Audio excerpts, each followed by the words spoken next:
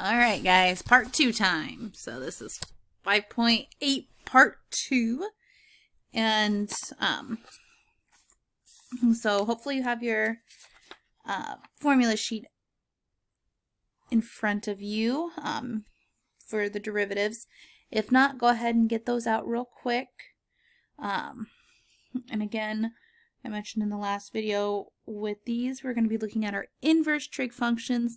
So we're looking at 19 through 24. I'm just going to pull them up on my screen real quick, but you'll have them on that sheet of paper. So they look something like this. And I just want to point out real quick that on here, and you'll notice it on the sheet as well. So on here, first of all, on here, which is not on the sheet, what I have pulled up on my computer screen is using the notation with the -1. We'll kind of go, you'll see a little bit of it, but you'll see more of it used with the notation of arc sign as opposed to sign with the little -1. Okay, same thing with all the trig functions.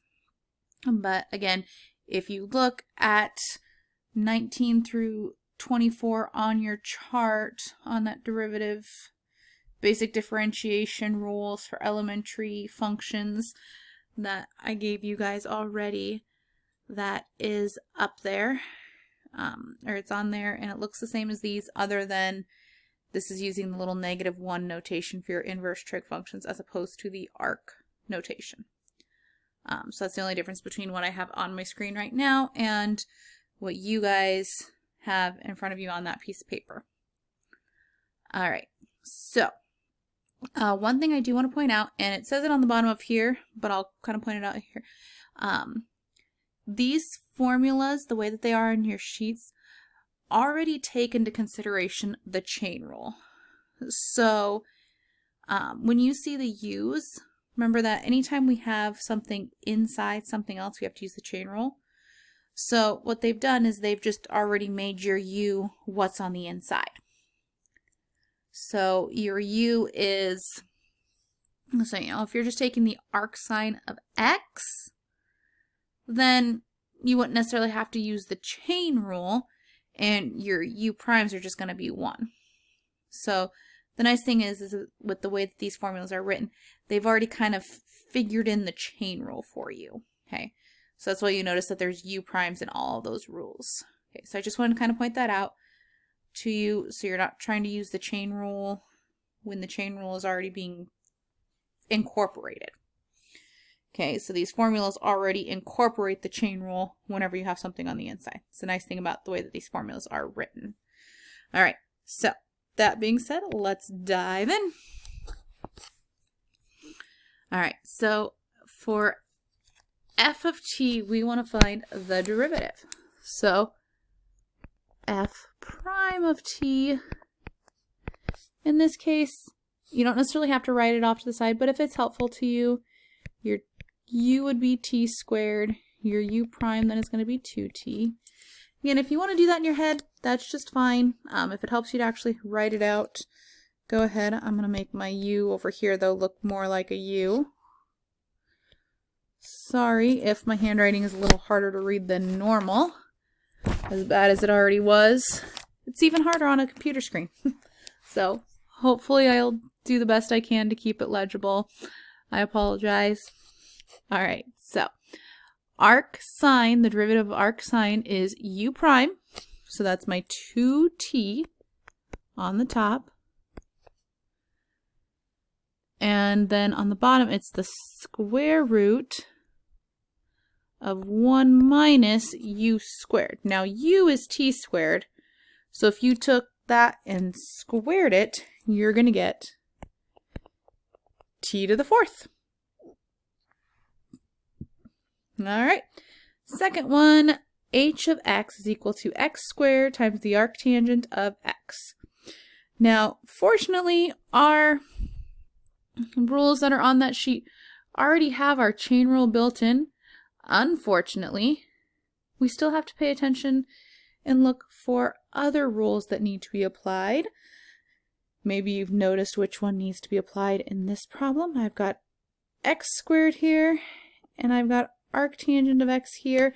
Those two things are being multiplied together, meaning product rule. So, h prime of x is equal to the second arctangent of x times the derivative of the first part, which is the derivative of x squared is 2x, plus the first part, which is x squared, times the derivative of arctangent. So now is where we look at our sheet again. Derivative of arctangent's number 21, so that's going to be u prime, and in this case my u is just x, so what's the derivative of just an x? That's 1 over 1 plus u squared. U in this case is just x, so it's just x squared. Alright, so then we can go ahead and simplify this down just a little bit. That's going to give us 2x arctangent of x plus, then this part can just be written as x squared over 1 plus x squared. Alright, last one on this page anyway. G prime of x. Now I have a 2 out front, but since it's just a coefficient, we don't have to do the product rule. If you do the product rule, you're just going to end up with one of your terms being multiplied by a 0. So it doesn't hurt to do the product rule, but because it's a constant as opposed to a variable, remember, it's not necessary. All right. So again, you don't have to, but if it helps you, your u is going to be x over 3. Now, one thing that might help you is to change that, instead of being x over 3, change it to 1/3 x. Okay, hopefully you see why it's nice to write it that way, because the way that it's written, you might think you have to do the product rule to, or excuse me, not the product rule, the quotient rule to do your u prime.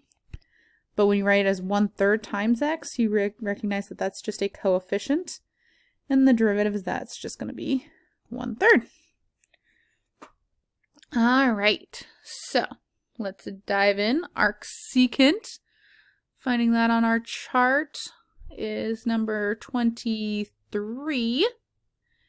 And arcsecant, first of all, I have the 2 out front. And then arcsecant is equal to u prime on top, which is 1/3, over the absolute value of u, which is, you can write it as either 1/3 x or x over 3.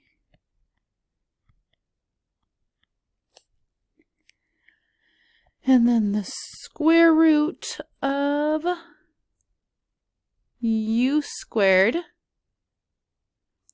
And so that's going to be x squared over 9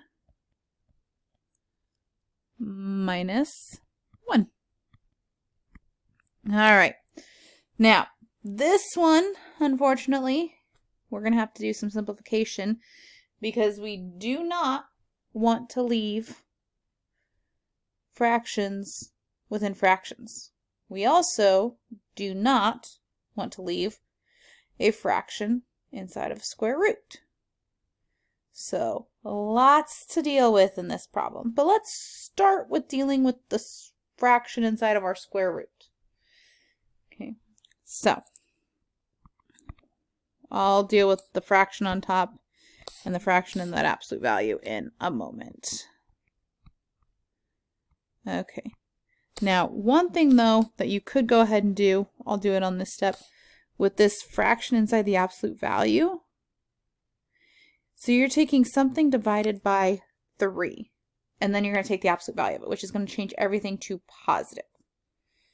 Okay, so since 3 already is positive, you would just have to make sure that x over 3 becomes positive. You just have to make sure that the top becomes positive. So that can actually be written just as x absolute value of just the x, and then the 3 on bottom doesn't have to be in an absolute value because it already is positive. And if you divide by a positive, it's not going to change it to a negative. So we're good with that part. All right. Now to address that fun square root part. Okay. We don't like having a square or the fraction inside the square root. However, I can't do anything about it, at least right now, because only one of the terms inside my square root has a fraction. And remember, you cannot, I repeat, cannot, absolutely cannot, do not do it, square root each of those two things separately. Cannot happen. Okay? Don't do it. So, since I want to deal with that fraction, but I can't deal with the fraction because only one term inside the square root has a fraction, the simple solution to that problem is to make the entire inside a fraction. So instead of having just one of the terms being over 9, I'm going to make the whole thing over 9. And the only way for me to do that is to get my common denominator here. So I'm going to change this 1 to a 9 over 9, which would then give me x squared minus 9 all over 9. Now, what you can do is you can now go ahead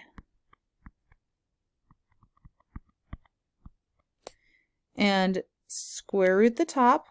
So square root of x squared minus 9.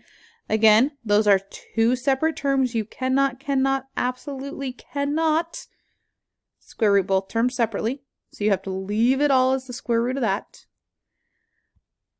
But you can break square roots up when you have a fraction into the square root of the top divided by the square root of the bottom. So I'm taking the square root of just the top, and I can take the square root of just the bottom. And the square root of 9 is 3.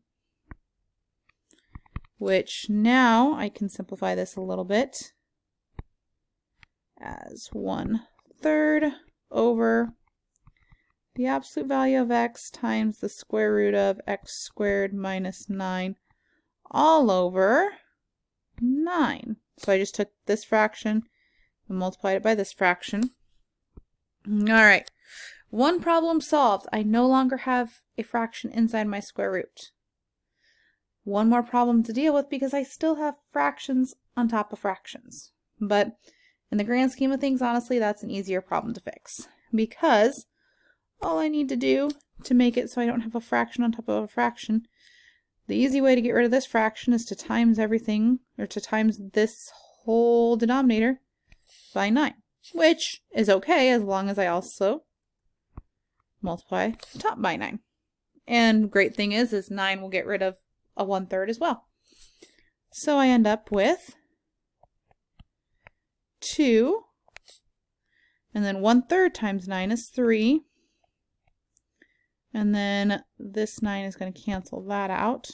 So you're just left with 3, and then absolute value of x, square root of x squared minus 9. And then it's up to you if you want to leave the 2 on the outside, or you could go ahead and make that 2 over 1 and then just make it a 6 on top, and then you have your denominator. All right,